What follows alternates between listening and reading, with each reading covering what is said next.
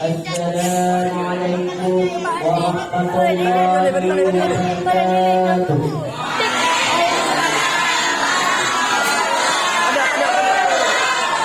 Alhamdulillah rabbil alamin. Wassalatu wassalamu ala asyrafil anbiya'i wal mursalin wa ala alihi wa sahbihi ajma'in. Amma ba'd. Luffy, semangat Luffy. La ilaha illallah wahdahu la syarika lah. Wa ashhadu anna Muhammadan abduhu wa rasuluh la nabiyya ba'dah. وقال الله تعالى في القرآن الكريم أعوذ بالله من الشيطان الرجيم بسم الله الرحمن الرحيم يا أيها الذين آمنوا كتب عليكم الصيام كما كتب على الذين من قبلكم لعلكم تتقون صدق الله العظيم. Buat langkah yang pertama tiada kata yang paling indah, tiada mutiara yang paling berharga selain memuja dan memuji Allah Subhanahu wa Ta'ala, yang mana oleh Allah yang telah memberikan kepada kita dengan beribu-ribu nikmat. Di antara beribu-ribu nikmat ada dua nikmat yang paling istimewa, yaitu nikmat iman dan nikmat Islam. Selawat bernadakan salam tak lupa pula kepada pemuda padang pasir, penghuni padang Sahara, yang bertitel Habibullah, yang berpangkat Rasulullah, anak daripada Abdullah, buah hati daripada Aminah, cucu daripada Abdul Muttalib. Siapakah beliau? Beliau adalah baginda Nabi besar Muhammad sallallahu alaihi wasallam. Dan juga kepada al-sahabat beliau sekalian, tabi'un tabi'in, ulama mutaqaddimin dan ulama mutaakhirin, serta ulama-ulama yang muktabar sebagai sirajal wal munira. Dan penghormatan saya yang paling istimewa yaitu kepada abi beserta umi selaku pucuk pimpinan dayah Hizbul Huda ini. Dan juga penghormatan saya kepada guru-guru yang telah mendidikan kami dari kami tidak bisa menjadi kami bisa. Dan penghormatan saya lagi kepada Dewan Juri yang telah meningkatkan aktivitas demi menilaikan pendakwah-pendakwah di malam yang mulia ini. Dan juga yang terakhir yaitu penghormatan saya kepada seluruh santriwan dan santriwati yang masih bernaung di wilayah Hizbul Huda. Untuk memakan waktu kita masuki dalam acara yang berjudul keistimewaan ibadah puasa.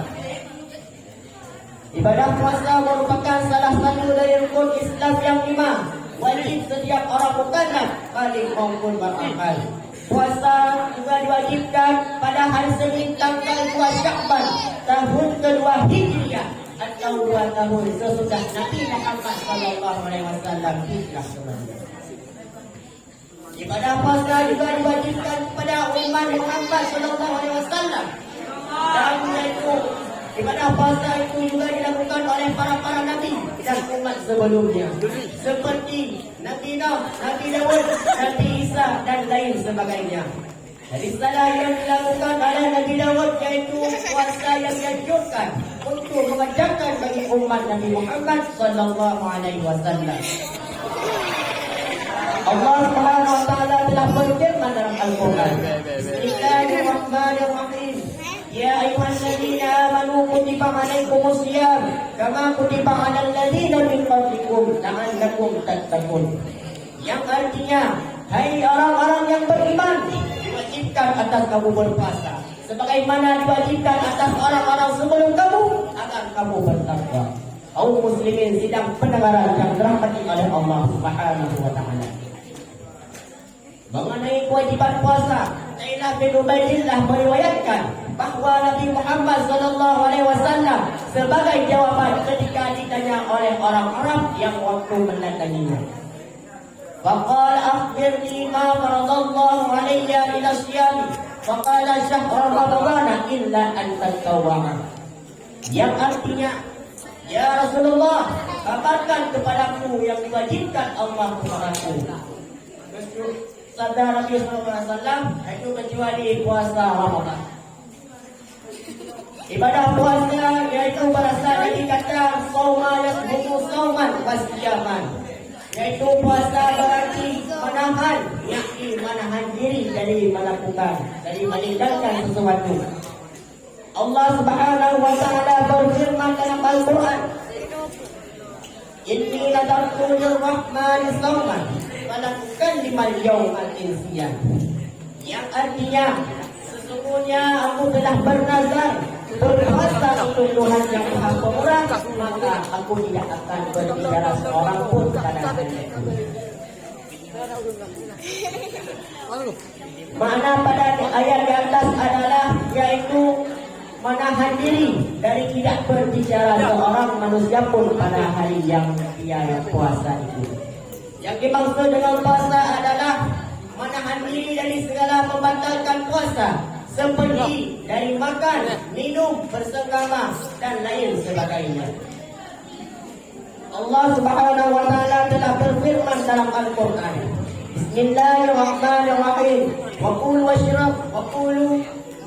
Wa kulu washrabu hatta yatabayyana lakumul khaytul abyadu minal khaytil aswadi minal fajri thumma atimmu siyama ilal laili. Yang artinya, dan makan minumlah bagimu hingga terang benang putih, yaitu fajar. Kemudian sempurnakanlah ibadah puasamu itu hingga malam hari. Kaum muslimin sidang pendengaran yang dirahmati oleh Allah Subhanahu wa taala. Ibadah puasa yaitu mempunyai keistimewaan yang tidak terdapat pada ibadah lainnya, karena Allah mengetahui apakah dirinya berpuasa atau tidak berpuasa. Sabda Rasulullah Sallallahu Alaihi Wasallam yang artinya semua amalan yang dilakukan oleh anak Adam yaitu untuk dirinya kecuali puasa. Puasa merupakan benteng ketika kita berbicara dan ketika kita berpuasa, janganlah kita berkata-kata keji atau teriak dan berterima. Pengumul orang yang berpuasa nanti di sisi Allah di akhirat lebih wangi daripada bau kasturi. Kaum muslimin sidang pendengaran yang dirahmati oleh Allah Subhanahu wa taala. Dari hadis di atas itu ada beberapa macam yang kita dapatkan. Yang pertama, semua amalan yang dilakukan oleh anak Adam adalah untuk dirinya kecuali puasa. Dan puasa untuk Allah, dan Allah akan memberi ganjaran dan penghargaan kepada orang yang berpuasa. Yang kedua, ibadah puasa merupakan benteng ketika kita yaitu melindungi jiwa kita dari perbuatan keji atau tidak patut. Kita ambil kesimpulan bebas mana yang mulia ini ialah tujuan dari puasa adalah membentuk manusia bertakwa dan iman kepada Allah.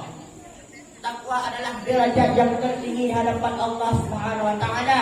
Maka marilah kita menjalankan ibadah puasa kita dengan sepenuh hati kita agar puasa kita diterima oleh Allah Subhanahu wa taala.